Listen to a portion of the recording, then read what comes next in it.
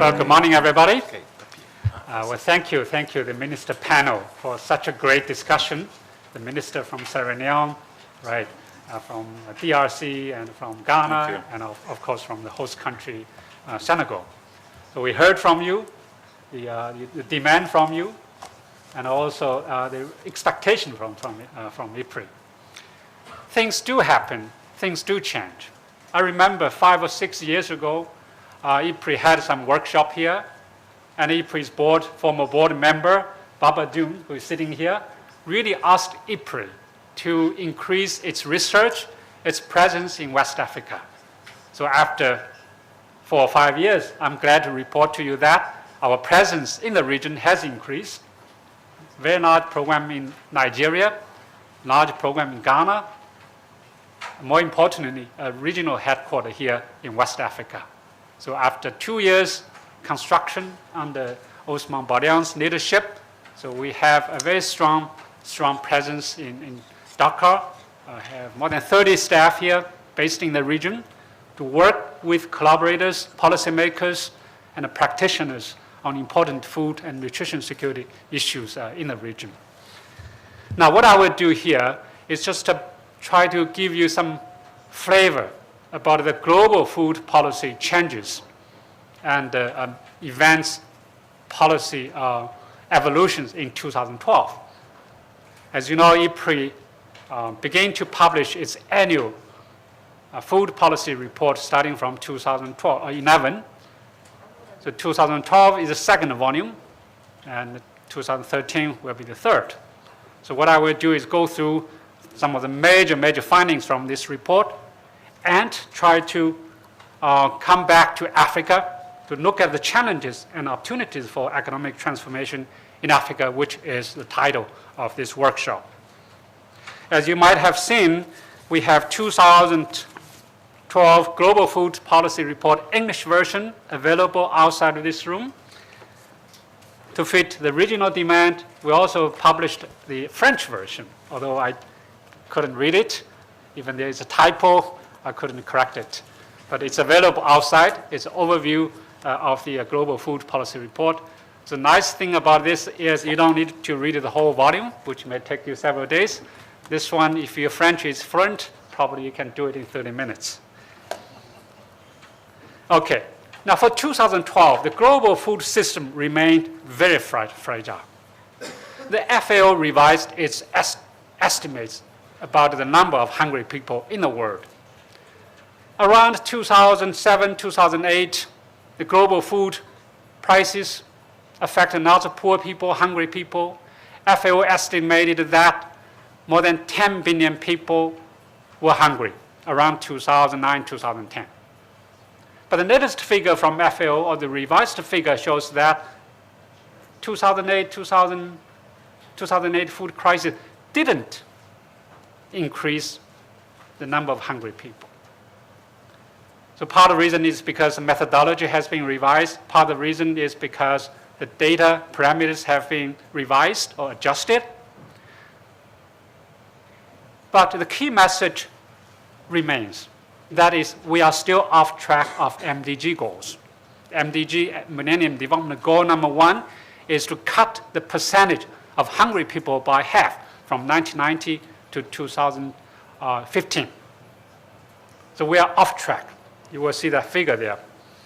If we are on track by 2015, the number of hungry people should be reduced to 570. But based on the current trend, I'm afraid around 800 million people will remain hungry. More importantly is the definition of hunger. The FAO defines the hunger as the calorie consumption per day, ignoring the dietary quality, ignoring the nutrition aspect. So we are really working with FAO to make sure that in the future, the definition of hunger should also include nutrition and dietary quality.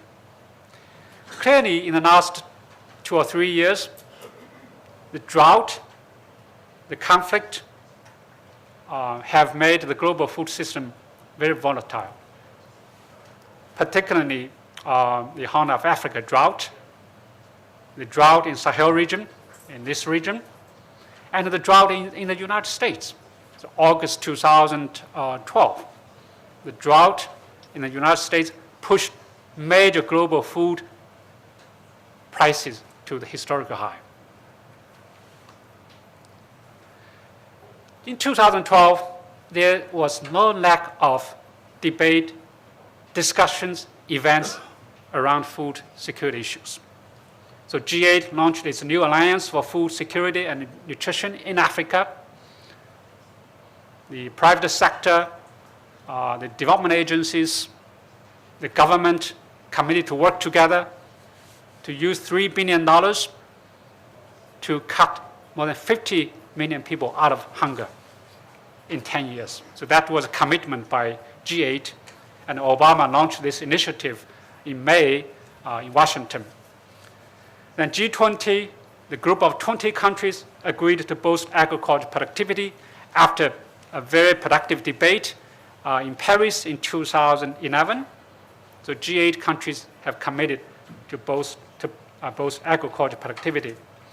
And the Committee for World Food Security, so-called CFS, endorsed voluntary guidelines for land tenure. The ministers have already mentioned the phenomena so-called land grab or land grabbing.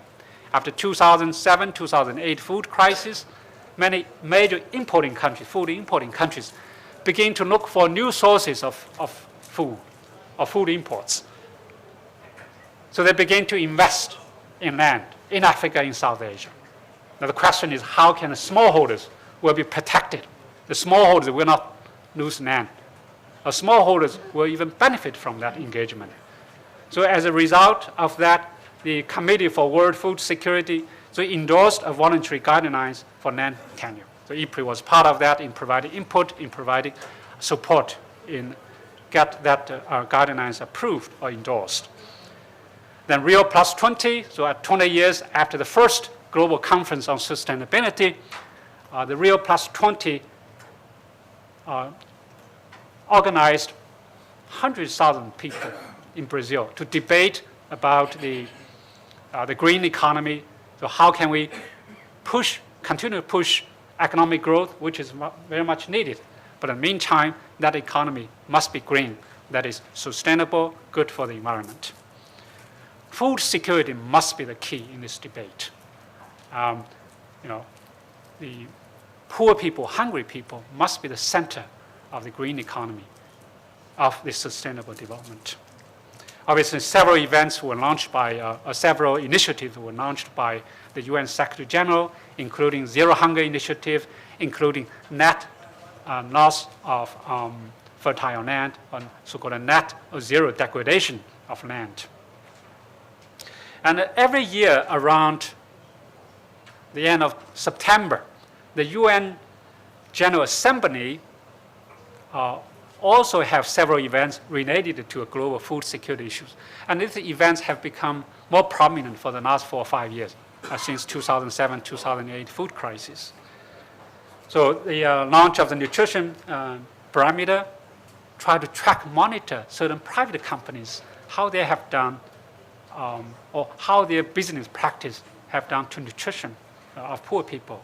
Scaling up nutrition, the so-called SUN initiative, initiated by the UN Secretary General, by the former Secretary of the State of the United States, Hillary Clinton, and the Irish government. So it's a SUN initiative to really try to focus on 1,000 days, the nutrition status of the children before the second birthday, so-called the 1,000 days initiative. And I'm glad to tell you that more than 30 countries, or maybe 35 countries, have committed to this initiative. Now, a bit sad news is towards the end of the year, the UN Doha climate change negotiation showed very little progress. So very disappointing. And more disappointing is agriculture. So agriculture, food security were not on the agenda at all. They were on the agenda in Copenhagen, in Mexico debate. So we need to work together to make sure that in any future climate change negotiation, food security, agriculture must be there. Now, every year, IFPRI's Global Food policy report zoom in several focus topics. So these topics have very high relevance on global food security in that year or around that year. So for 2012, one of the important topic is agriculture productivity. We know that agriculture productivity is so crucial in feeding the world, in reducing hunger and poverty, and in eradicating malnutrition. And the study obviously is research-based. So study shows that agriculture productivity the growth has accelerated over the last several years. But the location and the composition of production have changed. More production have come from vegetables, fruits. More production have come from emerging economies. And the sources of productivity growth has also changed from traditional sources like increased land, water, fertilizer, to increased agricultural productivity, or so-called total factor productivity, which is the growth of output minus the growth of input. So what type of growth we really want. For Africa, the sources continue to come from some of the traditional factors: land use, fertilizer use, labor use. Productivity growth accounts smaller share, probably 30% of the overall production growth, compared with 70, 80% of the share in other regions. So for the last several years, the rapid growth here in the region largely comes from the expansion of the input use, not necessarily from productivity growth. Now, sustainable growth has been a debate, or has been debated in 2012. Now the question is whether food is secured. As I already mentioned, the Rio Plus 20 conference introduced several new initiatives related to food security. Zero hunger initiatives, zero net land, and forestry degradation. And the bioeconomy has gained momentum in 2012. So bioeconomy is an economy where they try to use the biomass to push higher economic growth. The European Union is a champion. The last year in Brazil, the International Association of Agricultural Economists Conference also used the bioeconomy as its major theme. The Rio Plus 20, however, lacked policy roadmap and a time frame. And not debate and not discussion, but there's no clear roadmap and there's no clear accountability.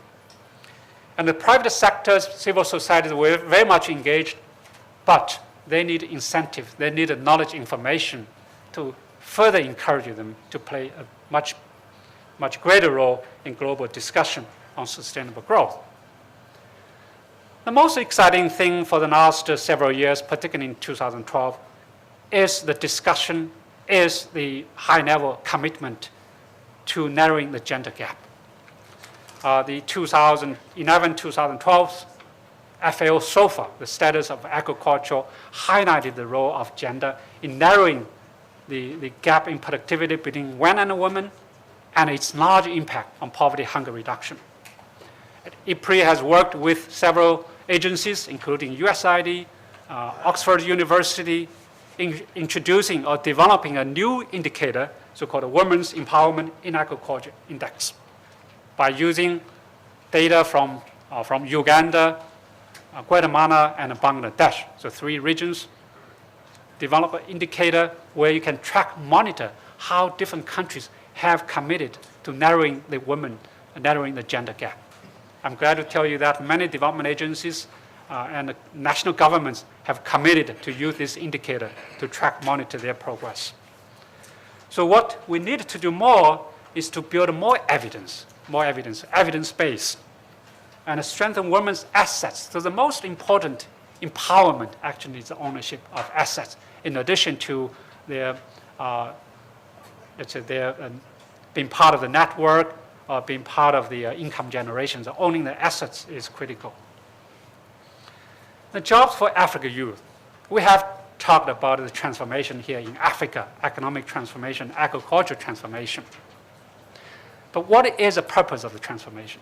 Hunger reduction, poverty reduction, but also youth employment. So many young Africans have the aspiration to move to the cities, because they know what's going on in other countries through internet, through modern technologies. They wanted to move to the cities. But in Africa, the urbanization has progressed much faster than industrialization, which means that the young people move to cities without jobs. So how can we help the young population to create jobs? Agriculture provides great opportunity. But these African young farmers need to access to capital, access to land, access to skills, and access to land is critical. Instead of land grabbed by large investors, why don't we just make sure that we can allocate this land to young farmers, and the young farmers can treat agriculture as a business. For 2012, the European Union and America, the United States, continued to debate its agriculture policy, the U.S. Farm Bill, the European Union's CAP, so-called Common Agriculture Policy. Analysis shows that the subsidy habit continued, although some of the subsidies have been redesigned to dislink or decoupled from production directly. But even the subsidies are decoupled from production, it still has direct or indirect link to production, distorting the market, and African smallholders will suffer because of the huge subsidies in US and the European farmers. Every year, through impact model, IFPRI's impact model, the Mark Roosgrant is sitting there. So we conduct scenario analysis to look at the future food security issues. What are the big trends? What are the big policies would affect global food security? So for 2012, we selected 3 scenarios. One is agriculture productivity. The other one is high energy prices. The third one is meat consumption. So the simulation shows that improving agriculture productivity is so critical in reducing the number of people who have the risk of food insecurity. So if we increase productivity to maintain the food prices from now to 2050, 30% of the people here in Africa and in South Asia will become food secure. So tremendous impact from productivity improvement.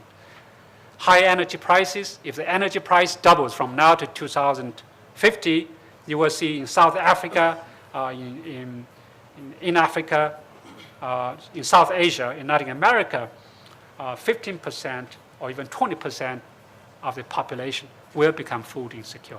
So huge impact from energy prices. Now, there is a very hot debate about the meat consumption, so-called sustainable diet.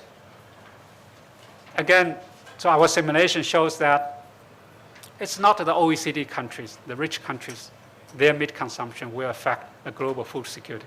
It is some of the emerging economies, China, India, Brazil, because their meat consumption base is still very low. The potential to increase, to double, even triple the meat consumption in the next 40 years is huge. And that affects global food security. So for example, 10% here in Africa will become food insecure because of a rapid transformation of a diet in these emerging economies. So every year, we also report major indicators related to agriculture investment, agriculture research investment, related to your productivity improvement, related to your hunger status, and also your policy-making capacity. So we have discussed about lack of capacity, particularly from the Minister of Sierra Leone, how IFPRI can help you to build the capacity. But how do we know your capacity is low? How do we know your capacity has improved? So every year, IFPRI monitor 5 major indicators. All this data are from IFPRI, not from the World Bank, not from FAO, or from the National Statistics Bureau. So they are coming from IFPRI. Now, for Africa,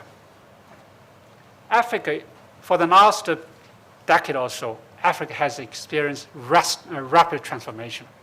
not only overall economic transformation, we have seen that, but also agricultural transformation.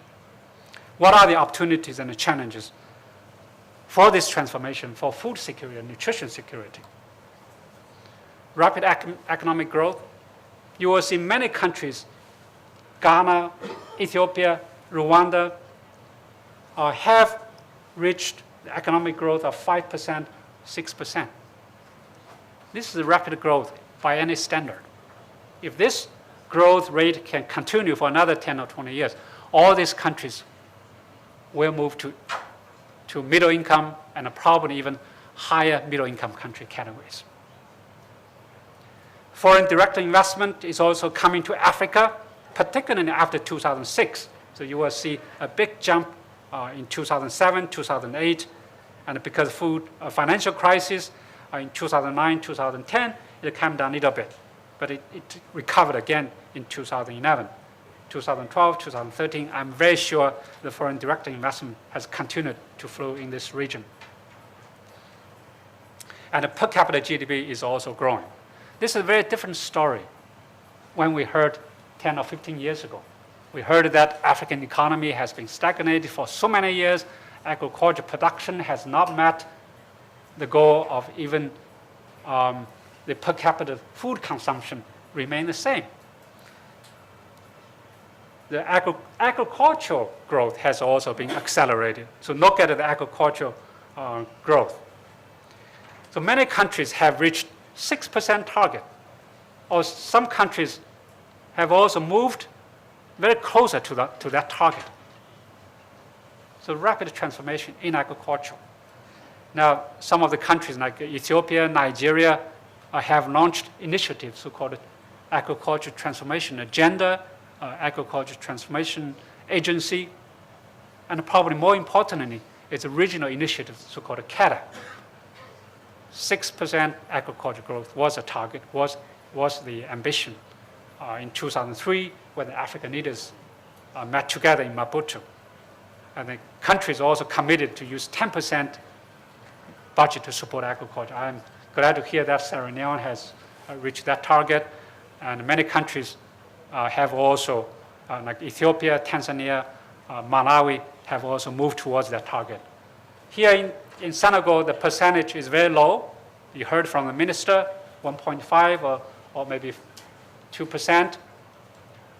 The GDP, agriculture GDP accounts for 15% of the overall economy. Well, one argument you could say, oh, how efficient we are. Another argument, actually, you know, it's a great opportunity to further increase your agricultural spending, to increase your agricultural growth. But poverty, undernutrition remain. So poverty level, poverty rate has not come down as fast as economic growth. And more importantly is nutrition status. The nutrition status has not improved much. So where did the growth go? So the rapid growth, economic growth, agriculture growth, has not translated to nutrition and to some extent health outcome. So there's a disconnect. Look at the vitamin A deficiency in Africa. The red color, majority of the countries here, lack of vitamin A's in their diet, and more population, probably lack of other minerals and vitamins. So this is called hidden hunger.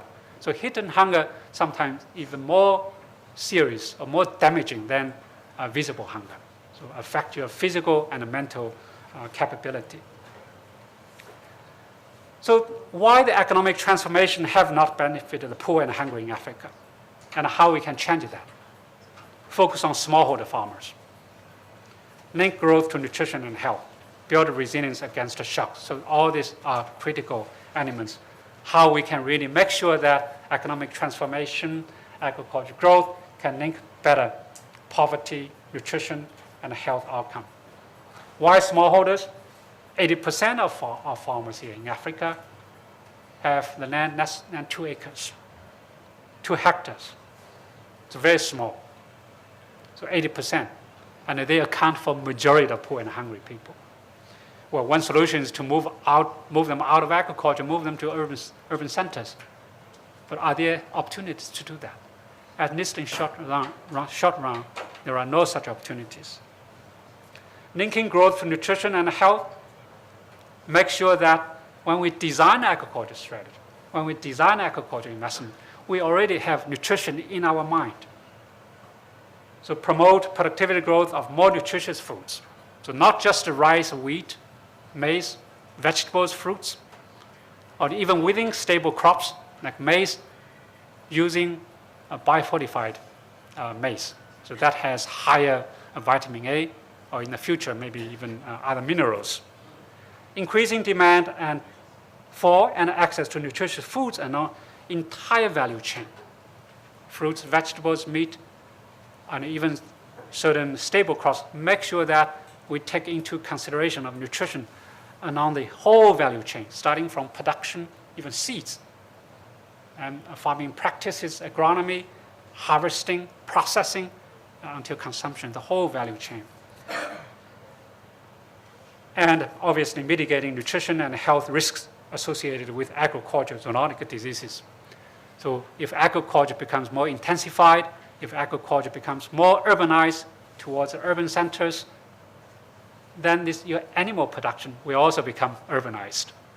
And you know, the animal is host of many, many viruses and diseases, and they can easily jump to human beings. So intensification of agriculture will increase interaction between human beings and animals. And building resilience against shocks, we have learned a huge lesson for the last 5 or 6 years. Yes, we do see increased global food production, but it's very volatile. We also see increased food prices, which is not bad to farmers. The minister from Sierra Leone said there were farmers that actually like high food prices. But what they don't like is volatility. So today is high, tomorrow is low. It hurts consumers, it hurts producers. So volatility. So how can we build resilience against shocks? Productive social safety nets. So in short run, if there's a crisis, if there is a shock, safety nets can help the people to access to food. But the safety nets could also help the farmers to build the assets, enhance their future productivity.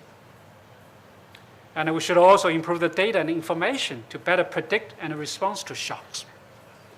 Shocks are made by nature, but the famine, hunger, are the results of human activities. So it's a question how we can respond to shocks. Promote access to risk management mechanisms, insurance, and other type of instrument that can help farmers to mitigate the risk. And support livelihood diversification. So if somebody just work on one thing, if that thing affected by weather or by conflict, then there's no alternative for the family or for that individual. So diversification would involve diversified crop production or overall agricultural productivities, but also non-farm activities, non-farm employment, or even migration. So for 2012, as I said, we have had lots of discussions and lots of debates and lots of commitments from policymakers, from politicians, from investors, from research organizations.